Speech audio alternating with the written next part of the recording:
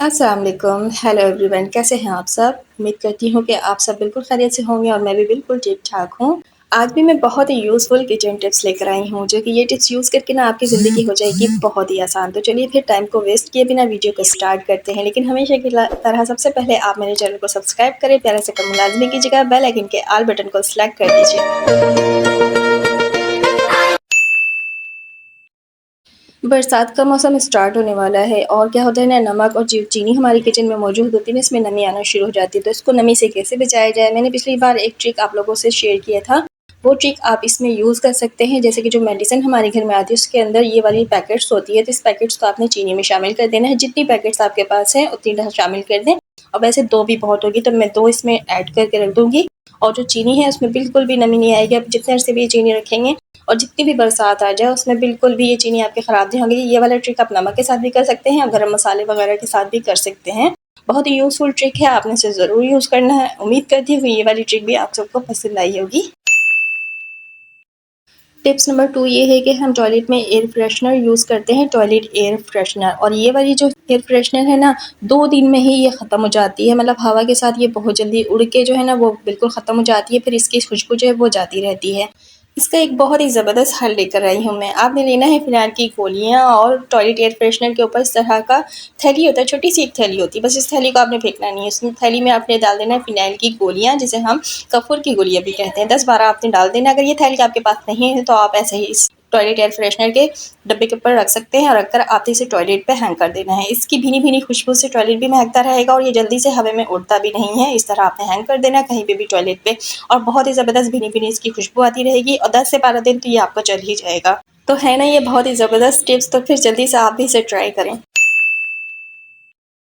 क्या होता है ना, जो रोटी वाला हॉट पॉट होता है ना, वो ज़्यादा उसे यूज़ करने के साथ साथ इसमें एक स्मेल सी आ जाती है, जिससे स्मेल धोने के बाद भी नहीं जाती है। जैसे हम इसमें रोटियां रखें या फिर कोई खाने पीने की ऐसी चीज़ रखें ना, तो उसमें एक स्मेल आने शुरू हो जाती है और चीज़ें भी जल्दी ख़राब हो जाती है। तो उसके लिए आपने क्या करना है, 2 लेना है लौंग। लौंग जो है एंटी बैक्टीरियल का काम करता है और इससे स्मेल भी जो है ना बहुत अच्छी आती है, जिससे जरासीम जाता रहता है। फिर आपने लेना है छोटा सा एक कॉटन, और कॉटन में आपने ये लौंग को लपेट कर उसके बाद आपने इसमें आग लगा देना है। तो वैसे हम औरतें ना आग लगाने का काम बहुत अच्छे से कर लेते हैं। तो ये देखें आग लग चुकी है, और जब तक लौंग नहीं जले ना तब तक आपने इसे नहीं ढकना है। जब मुकम्मल और लौंग जल जाए उसके बाद आपने लिड लगा के इसे 5 मिनट के लिए छोड़ देना है। 5 मिनट बाद आपने लिड हटाना है। बस 5 मिनट बाद इसमें से बैड स्मेल जो है वो जाती रहेगी। आई होप कि ये टिप्स भी आप सबको पसंद आई होगी।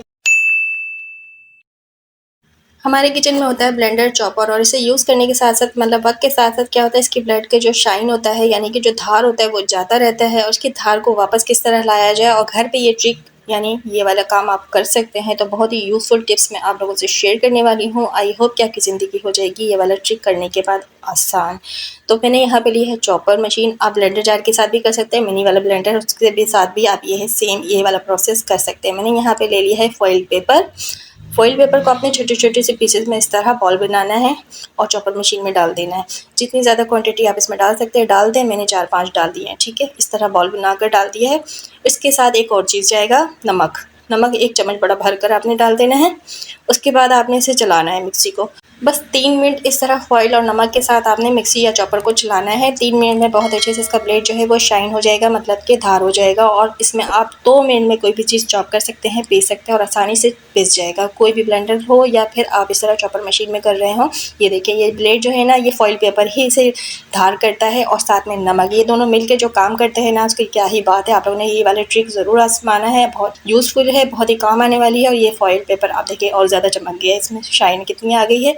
इस फॉइल पेपर से सिर्फ आप खाना ही नहीं रैप कर सकते हैं, आप अपने ब्लेंडर और चॉपर का प्लेट भी धार कर सकते हैं। तो है ना बहुत ही आसान सी टिप्स एंड ट्रिक्स। तो आई होप कि ये वाली ट्रिक्स एंड टिप्स भी आप सबको पसंद आई होगी। ये वाले फॉइल पेपर बहुत ही काम आने वाला है, तो आपने इस तरह ये ट्रिक ज़रूर आजमाना, साथ में सॉल्ट ज़रूर यूज़ करना है। ब्लेंडर और चॉपर का ब्लेड तो हमने तेज़ कर दिया, अब छुरी और कैंची के साथ क्या किया जाए। चलिए ये वाला ट्रिक भी आप लोगों से शेयर कर देते हैं। तो छुरी इस तरह का हो जाता है, मतलब हमें सब्जियां या प्याज वगैरह काटने में बहुत ज़्यादा दिक्कत महसूस होती है, और कैंची भी ख़राब हो जाती है, उसका शाइन जाता रहता है, मतलब धार, तो फिर हमें कपड़े भी कटिंग करने में बहुत ज़्यादा प्रॉब्लम होती है। और किचन की सीज़र जो होती है वो भी इसी तरह का यूज़ करने के साथ साथ वक्त के साथ इसका धार जो है ख़त्म हो जाता है। तो सबसे पहले इस छुरी को मैं लेती हूँ, और साथ ही ये जो बट्टा है ना, सिल बट्टा, इसके साथ बट्टा होता है छोटा सा, इससे बस आपने उठाना है। उठाने के बाद इस तरह नाइफ़ को आपने रगड़ना है बट्टे के ऊपर। یہ دیکھیں آپ دیکھ سکتے ہیں کناروں کو لے کے رگڑنا ہے جہاں پہ شائن ہوتا ہے یعنی کہ جہاں پہ دھار ہوتی ہے وہ والا حصے پہ آپ نے بہت اچھے سے اس کو رگڑنا ہے بٹے کے ساتھ. جیسے ہی آپ 2 سے 3 منٹ تک اسے رگڑیں گے نا تو اس کے ساتھ ہی یہ 2 منٹ 3 منٹ میں ہی اس کی جو شائن ہے یعنی کہ دھار ہے وہ واپس آ جائے گی اور یہ بالکل کام کے قابل ہو جائے گا. اور اسے پھر احتیاط سے آپ نے یوز کرنا ہے کیونکہ یہ بہت زیادہ تیز ہو جاتی ہے، انگلیاں بھی کٹ سکتی ہیں.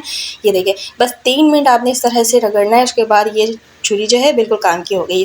اسی طرح میں کچن کے سیزر کے ساتھ بھی کروں گی کیونکہ یہ کچن کا سیزر بھی یوز ہوتی ہے کے ساتھ ساتھ نا اس کی شائن جو ہے وہ جاتی رہتی ہے مطلب کہ دھاڑ. اور اسی طرح میں کپڑے کٹنگ کرنے والے سیزر کے ساتھ بھی یہی کرنے والی ہوں. یہ سارے کام کرنے کے بعد جو ہے نا آپ کا کچن کا کام ہو جائے گا بہت ہی آسان. آپ 2 منٹ 3 منٹ کے اندر اپنا کھانا تیار کر لیں گے کیونکہ ہو جائے گی چھری تیز. اور تیز چھری کے ساتھ کام کرنا کتنا مزہ آتا ہے نا، کتنی جلدی جلدی ہم کام کر لیتے ہیں. تو سل بٹے کا یوز آج کل ہم سب نہیں کرتے ہیں لیکن اس کام کے لیے آپ اس سل بٹے کا یوز کر سکتے ہیں کیونکہ اس کا زمانہ کبھی بھی پرانا نہیں ہوتا ہے. آئی ہوپ کہ آج کی ٹپس اینڈ ٹرکس بھی آپ سب کو ضرور پسند آئے گی ہمیشہ کی ٹپس اینڈ ٹرکس کے ساتھ. پھر ٹرائی ضرور کیجیے گا اور کمنٹس کر کے ضرور بتائیے.